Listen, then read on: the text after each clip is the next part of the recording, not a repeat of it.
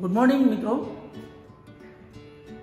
BSc semester 5 ના આ વખતના મારા આ છેલ્લા વિડીયોઝમાં હું આપને એક એવો ટેસ્ટ બતાવવા માટે જઈ રહ્યો છું.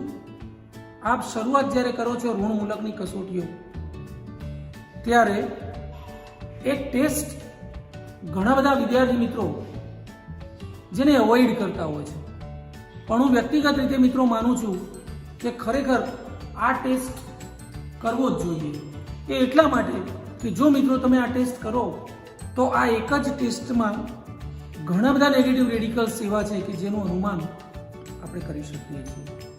મિત્રો, આપ સર્વે જાણો જ છો કે ઇનઓર્ગેનિક ક્વોલિટેટિવના મિક્સરમાં ઋણ મૂલકોમાં કેટલાક અપવાદ ઋણ મૂલકોને બાદ કરતા મોટાભાગના ઋણ મૂલક કે જેના અનુમાન આપણે વરાળ સ્વરૂપમાં જ કરીએ છીએ.